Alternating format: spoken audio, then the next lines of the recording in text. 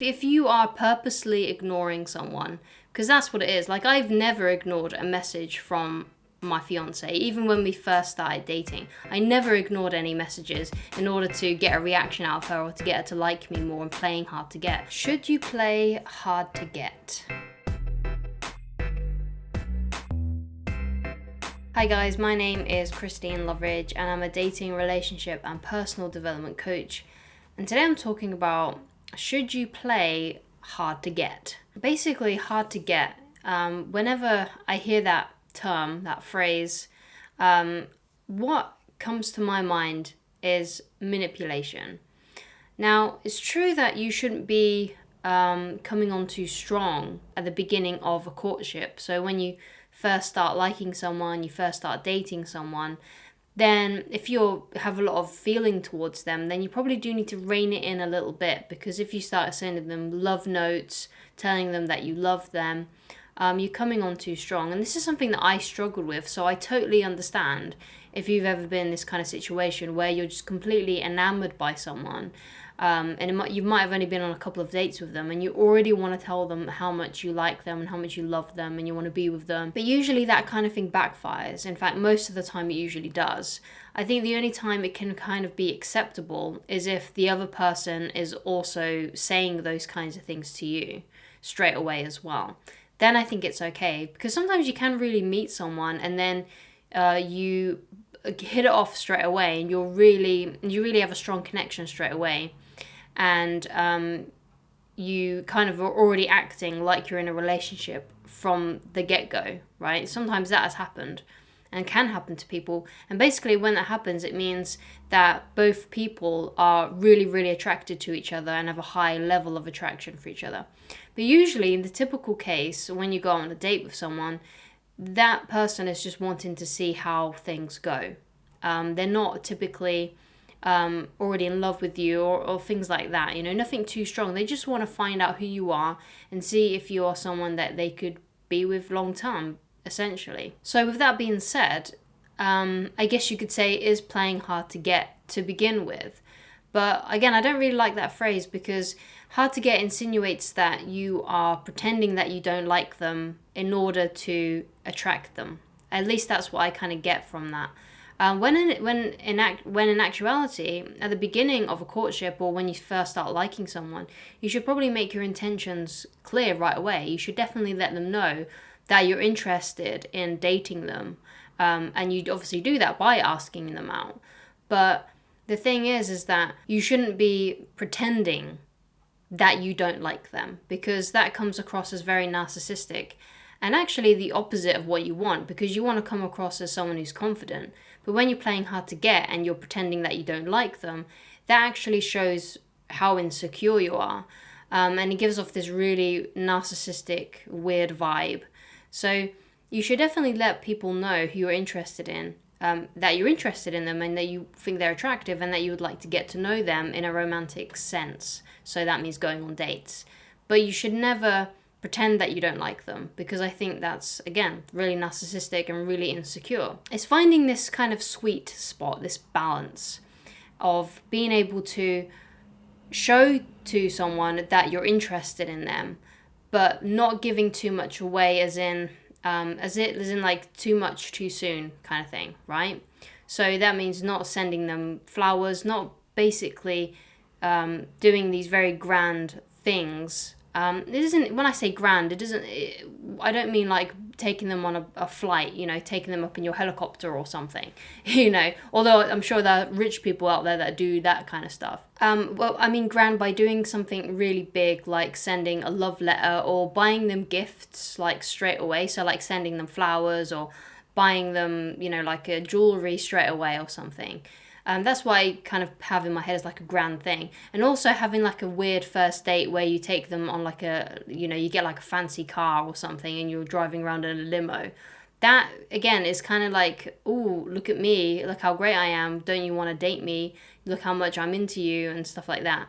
So that's the kind of stuff that you want to avoid. Well, I've said this before, and I said this in a video recently about on how to have a good first date or something like that. You can go and watch that video here. It's in this card right here. And basically, I say in that video, when you first go out on a date with someone, Your first date should be just meeting up somewhere cheap for a drink or something, like meeting at a coffee shop or meeting at an intimate kind of like bar where it's quite quiet. And because if you do that, then if you don't like the person you're on a date with, especially if you don't know them and this may be like an online date, so you might have met someone on something like Tinder or Match or Bumble or something, and then you decide to meet up, it's best to go somewhere inexpensive and cheap for a drink and just say to them, let's meet up for a drink, have that in mind.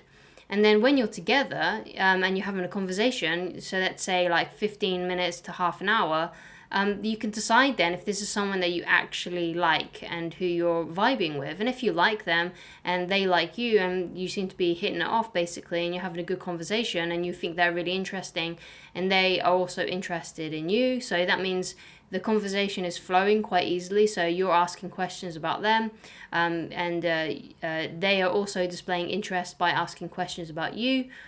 And you getting along. And if you're getting along, then you can probably go out and find a place to have something to eat or go for a walk somewhere. So you might live by a lake, and you can go and have a walk down by the lake or something. So, and then you can spend more time together. But if you don't like them, then you can easily leave if you just meet up with them for a drink. So by doing so, you're not doing anything too grand. You're not doing anything big and grandiose on your first date, or you're not spending loads and loads of money on this person. Okay, because sometimes that can happen. If you always meet up with someone for an expensive dinner or just dinner in general, that money can really rack up, especially if you're going on 1 to 2, 3 dates a month. And you're trying to find someone.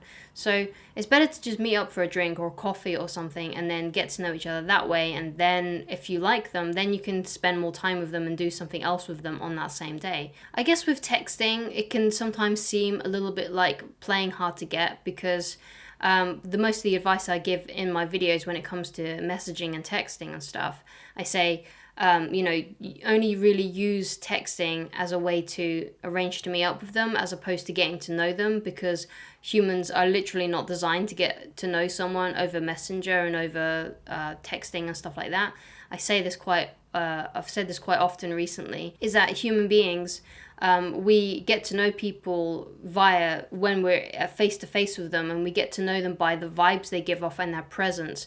And it's really hard to get that online and stuff like that. So, and also with texting and stuff, there can be a lot of miscommunication. So I do say limit the messages, but it's the intentions behind it, you see. So, and what I mean by intentions is that some people purposely don't reply in order to get a reaction out of someone and things like that. So I say this a lot in my videos, but when I started dating my fiance, after our first date, I waited around 5 days before asking her out again. And we had a conversation like a few months into our relationship about this, and she told me that she was glad that I left it and I waited before asking her out again. And that's the kind of effect it can have if you do take your time with the girls or anyone that you kind of date, and you just give them just giving them that time to think about it, and to think about you and stuff like that. It's not a manipulation thing. It's a loving thing, right? It's a kindness, because you are letting them have that time to think about you and to think about it, because it's very difficult to have time to think about someone when they are constantly messaging you and in your DMs basically. But again, I wouldn't call it playing hard to get. I would call it, I don't know, just allowing attraction to happen, I guess. Because you're not being hard to get. I always say to people, if between that time before you ask them out again, they message you first, then of course, say to them, oh great, nice to hear from you. When are you free to meet up again? You're not ever being cold to them or mean to them, because I think that's another thing that comes into playing hard to get, that you kind of cold to them in order for them to start liking you more. But you're never that with anyone that messages you that you like. When someone messages you, it means that they like you. And obviously you don't want that to, go. So the best thing for you to do when someone messages you that you like, say to them that you're glad to hear from them, answer their question if they said something like, hey, how are you? And then ask if they would like to hang out again. So you're never unavailable to them. You're never, unless you are unavailable, like they might say, oh, I'm free Saturday, and you're not free on Saturday. So obviously that's not what I mean by available. I mean, you're open to them and you're always accepting of them and accepting of wanting to see them and stuff like that. You're not playing games with them because you do want to see them, you do want to hang out with them. So you should say that to them whenever they message you. Like if they say, hey, how are you? You can be, oh, I'm great, thanks. I really loved the date the other day. It was great to see you. When are you free to hang out again? So you're always kind, you're always nice. And that's just how you should really play this hard to get. As you can see, you're never really hard to get, okay? And again, with the hard to get thing, if you are purposely ignoring someone, because that's what it is. Like, I've never ignored a message from my fiance, even when we first started dating. I never ignored any messages in order to get a reaction out of her or to get her to like me more and playing hard to get. Whenever she messaged me, I would reply when I was ready to, obviously. I wouldn't reply straight away because usually I was busy. So if I was busy, then I would obviously wait until I had the time to message her back. And when I replied, I was always happy to hear from her. I never ignored any messages that she gave me. Usually in that time frame, after she'd messaged me, I would say something like, it's great to hear from you. I really enjoyed the other night. When are you free to hang out again? So it's always having this kind of, you're accepting of them. But if they ever walked away from you, and if they ever stopped messaging you, then obviously you have the self-respect to give them that space and hopefully they'll reach out to you in the future. But the point is that you're never hard to get, okay? Especially if this is a girl that or a guy that you really like. And I hope this has come across okay. I hope you understand. If you need any like clarification on anything I've said, then please do leave it in the comments and I'll try to respond as quickly as I possibly can. If you'd like to get in touch with me personally and you'd like coaching with me, then please go to www.christineloveridge.com/shop. I hope this video has helped you and I shall talk to you again very soon. Goodbye, guys.